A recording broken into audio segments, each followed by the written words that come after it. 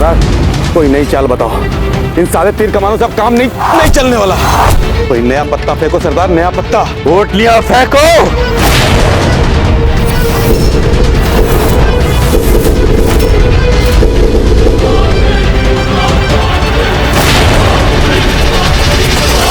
अब ये पोटली बांध बांध के क्यों चला रहे हैं तीर? चलिए हम खुद ही अंदाजा लगा लेते हैं। शहंशाह, हमें लग रहा है कि जरूर ये लोग हर पोटली के साथ अपना माफीनामा भेज रहे हैं हमारी ओर। पर शहंशाह, हमें इतने हल्के में नहीं लेनी चाहिए इनकी ये चाल।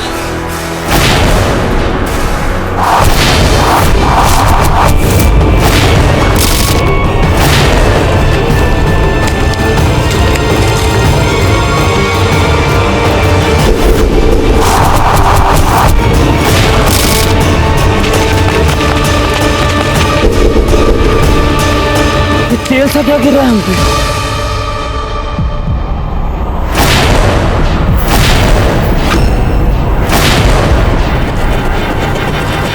या अल्लाह, नहीं।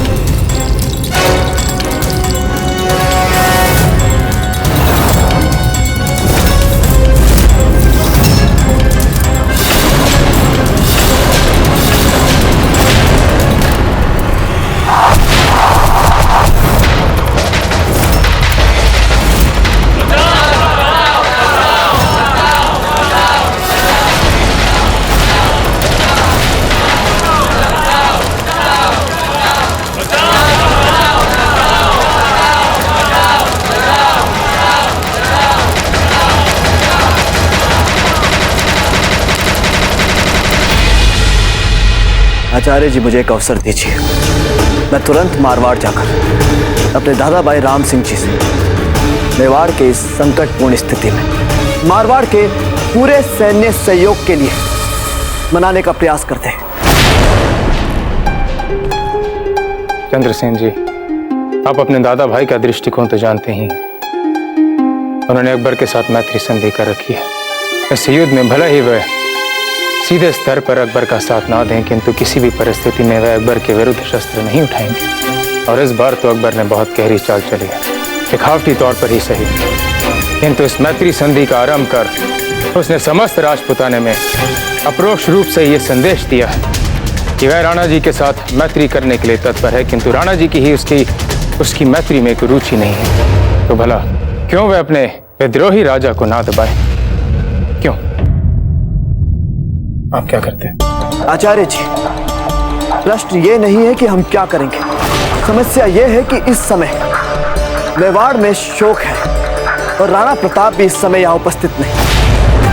ऐसे में मात्र मुट्ठी भर भीड़ और अफगान मुगल की सेना को कब तक रोक पाएंगे? कम से कम हम वहां जाकर मनाने का प्रयास तो कर सकते हैं। अपने दादा भाई को ये तो याद दिलाऊं कि राणा प्रताप जवाई है, मेवाड़ी है, समधी है वो मारवाड़ की। हमारी बच्ची फूल का ससुराल है मेवाड़, जो इस समय शोक में डूबा हुआ है, संकट से घिरा हुआ है। आप ही बताइए, ऐसे में मात्र मुट्ठी भर भीड़ और अफगान कितने समय तक रोक लेंगे मुगल की विशाल सेना को? यदि आपको लगता है कि आप अपने दादा भाई का दृष्टिकोण बदल सकते हैं, मारवाड़ को मेवाड़ की सहायता के लिए मना सकते हैं, अब चाहिए प्रयास करने में तो हानि नहीं है। हम आपको मेवाड़ की ओर से आधिकारिक रूप से राज के दल बना के भेजते हैं। झाला जी और भीम सिंह जी को भी इस मैत्री दल में अपने साथ लेके जाइए। जी आचार्य, परंतु झाला जी और भीम सिंह जी है का?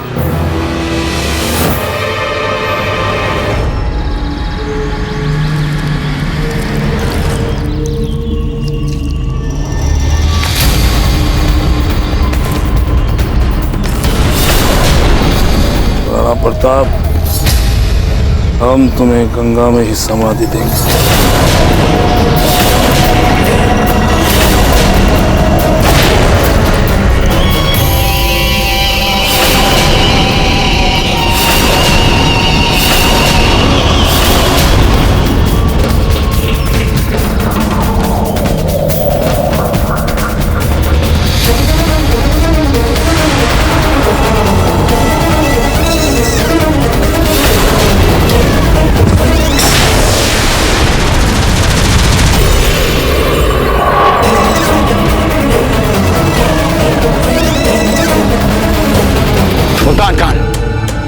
कैसा सपसलार भेजा है तुमने वहां? मच्छर मक्खियों की मानंद मर रहे हैं हमारे सारे सिपाही।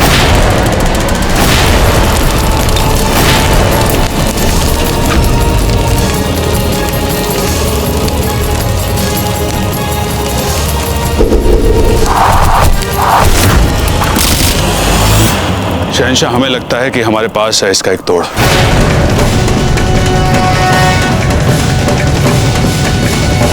इन मुगलों को पता ही नहीं चल पा रहा है कि इन पर हमला कैसे और कहां से हो रहा है। देखिए सरदार, सबके सब कैसे बौरा गए हमारी पोटलियों से। अच्छी बात है।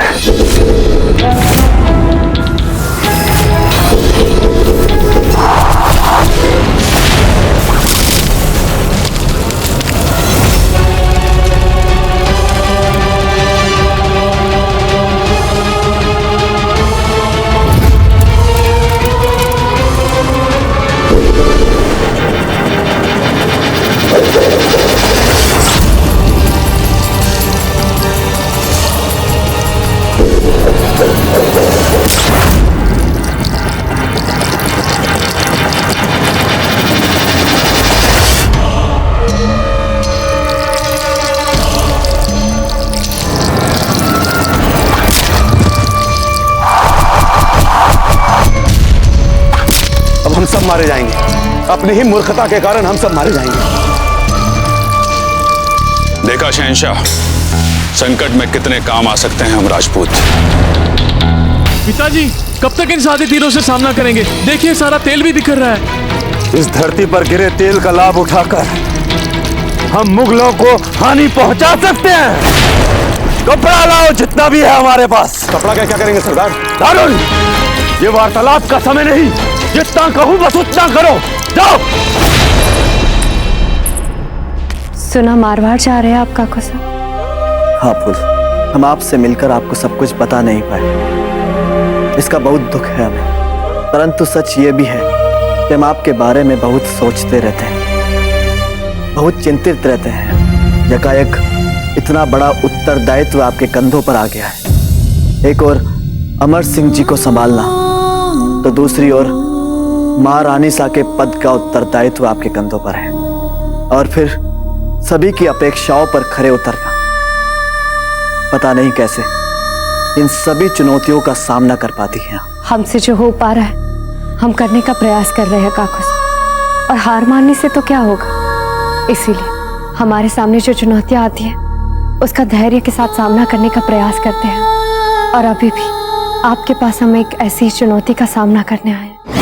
हम कुछ समझे नहीं फूल। ये पत्र हमने ताजीराज के लिए लिखा। कन्यादान तो किया नहीं था उन्होंने हमारा यहाँ के लिए, किंतु अब यही उनकी बेटी का घर है जो अभी संकट में घिरा हुआ है। इस पत्र में हमने उनसे निवेदन किया है कि वो आके हमें इस संकट से बचाए। आप ये पत्र ताजीराज को दे देना काकू साहब, फिर देखें जैसा हमारा भाग्य।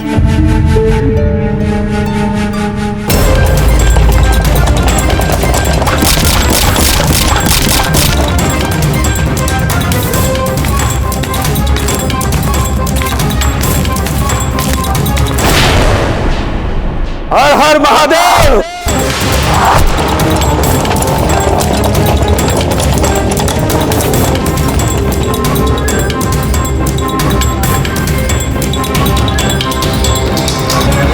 देखा, कपड़ा डूब गया अच्छी तरह तेल में। पिताजी, अब इस कपड़े के दोनों तरफ पत्थर बांधो और फेंकू गलेल पर लेकर जाओ।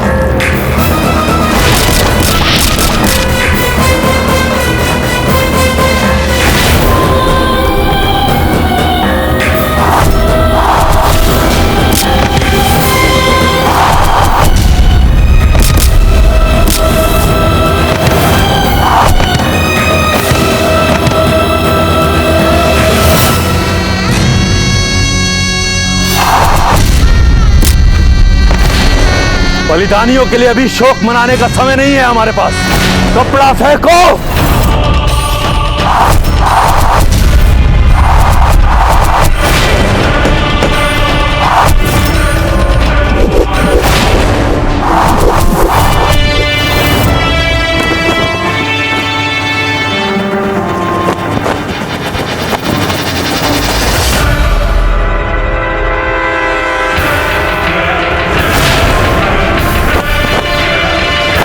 ये क्या जादुई कालीन उड़ा चला रहा है जनाब?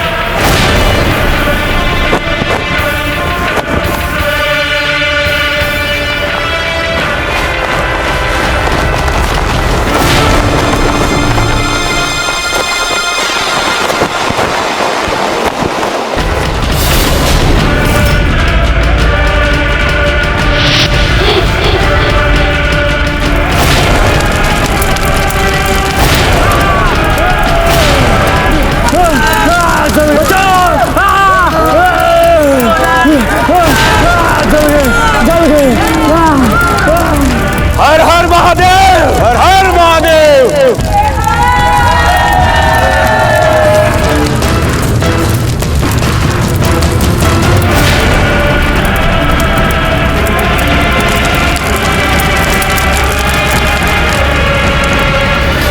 हमें उदयपुर के प्रवेश स्थल पर सुरक्षा घेरा बना लेना चाहिए, क्योंकि यदि भील और अफगान मुगलों की विशाल सेना को रोकने में असमर्थ रहे तो उन्हें रोकने के लिए हमें भी अपनी सुरक्षा व्यवस्था तैयार करनी होगी। इसके साथ साथ हमें हमारे सहस्त्र नागरिकों को सुरक्षित स्थान देना होगा। बचने के लिए हमारा सुझाव है कि इसी समय हमें उन सबको राजमहल के भीतर ले लेना चाहिए। नहीं,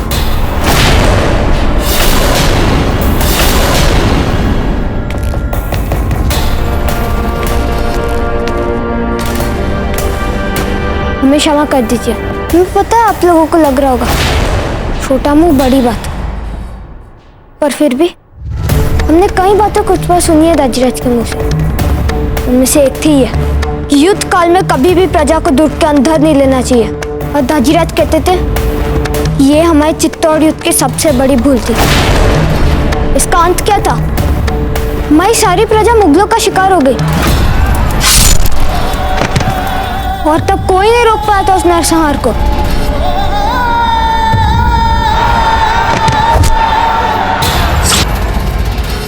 अमर सिंह जी उचित कह रहे हैं।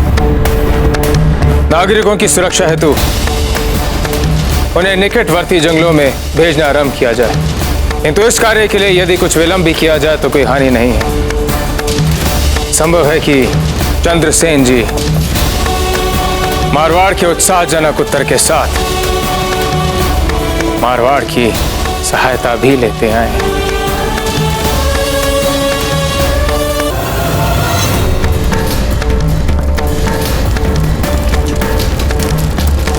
मूर्ख मुगल, तुझे क्या लगा हमारे राणा जी रानी साहब का पिंड दान करने गए हैं तो उनके पीछे से तू हमारी मातृभूमि पर अधिकार जमा लेगा, छीन लेगा तू हमसे?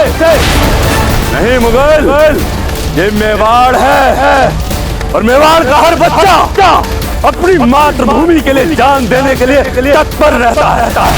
हम भील अपनी रक्त की अंतिम बूंद तक अपनी मातृभूमि पर तुझे नहीं आने देंगे। और याद रख, एक बार राणा जी शोक से बाहर आ गए, वो दिन आगरा में तुम्हारी शोक का आरंभ होगा।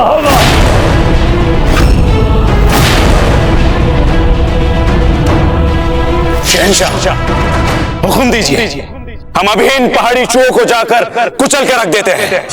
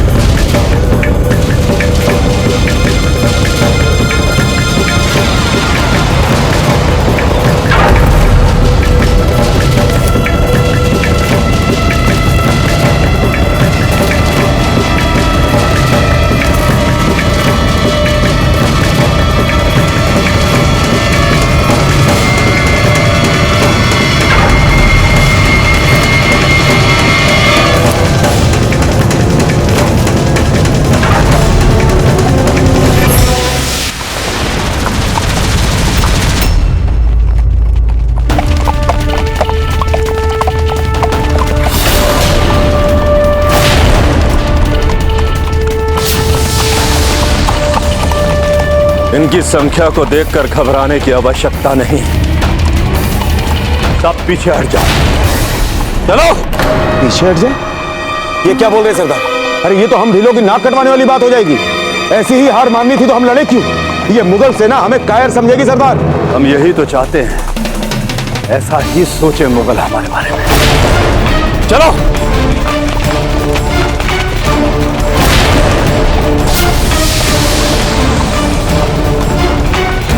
शहंशाह, ये भील तो लगता है डर गए हमसे। देखिए किस तरह से दुम दबाकर भाग रहे हैं वापस।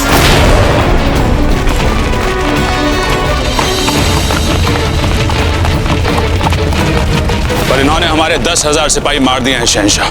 क्या मानसिंह जी, 10,000 सिपाहियों का मातम मना रहे हैं? 2 लाख की फौज लेकर आए हैं हम यहाँ। 10,000 होते ही कितने हैं, है कि नहीं?